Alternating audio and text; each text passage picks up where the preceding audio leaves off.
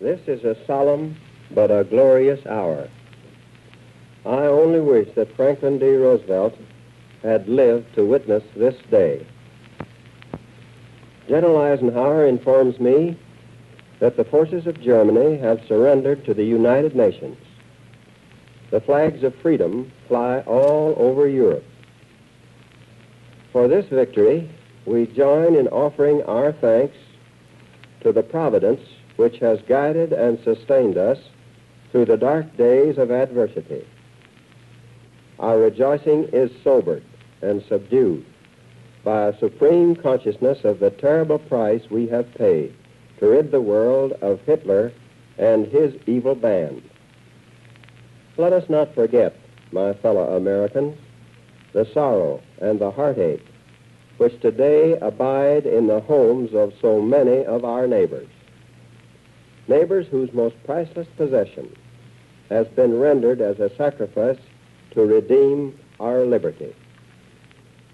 We can repay the debt which we owe to our God, to our dead, and to our children only by work, by ceaseless devotion to the responsibilities which lie ahead of us.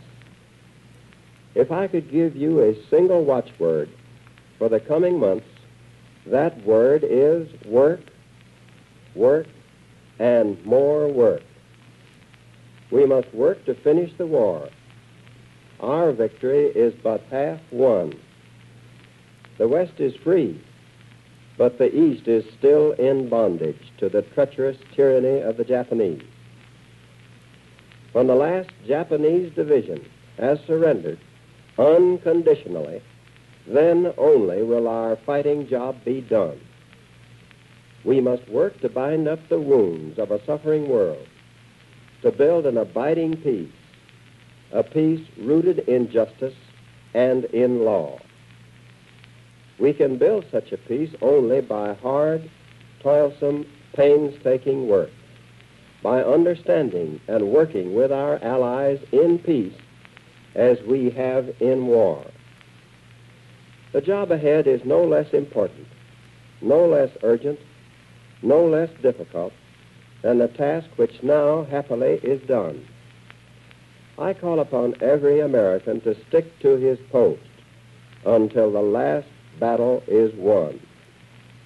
Until that day, let no man abandon his post or slacken his efforts. And now I want to read to you my formal proclamation of this occasion.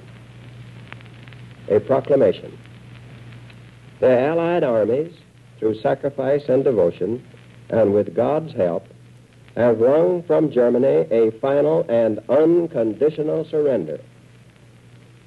The Western world has been freed of the evil forces which for 5 years and longer have imprisoned the bodies and broken the lives of millions upon millions of freeborn men. They have violated their churches, destroyed their homes, corrupted their children, and murdered their loved ones. Our armies of liberation have restored freedom to these suffering people, whose spirit and will the oppressors could never enslave. Much remains to be done. The victory won in the West must now be won in the East. The whole world must be cleansed of the evil from which half the world has been freed. United, the peace-loving nations have demonstrated in the West that their arms are stronger by far than the might of the dictators or the tyranny of military cliques that once called us soft and weak. The power of our peoples to defend themselves against all enemies will be proved in the Pacific War as it has been proved in Europe. For the triumph of spirit and of arms which we have won, and for its promise to the peoples everywhere who join us in the love of freedom, it is fitting that we, as a nation, give thanks to Almighty God, who has strengthened us and given us the victory.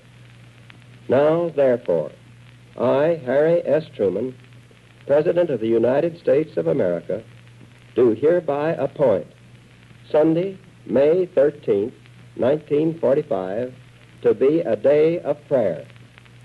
I call upon the people of the United States, whatever their faith, to unite in offering joyful thanks to God for the victory we have won, and to pray that He will support us to the end of our present struggle and guide us into the ways of peace.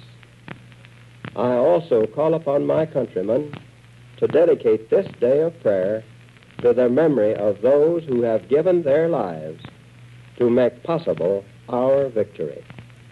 In witness whereof, I have hereunto set my hand and caused the seal of the United States of America to be affixed.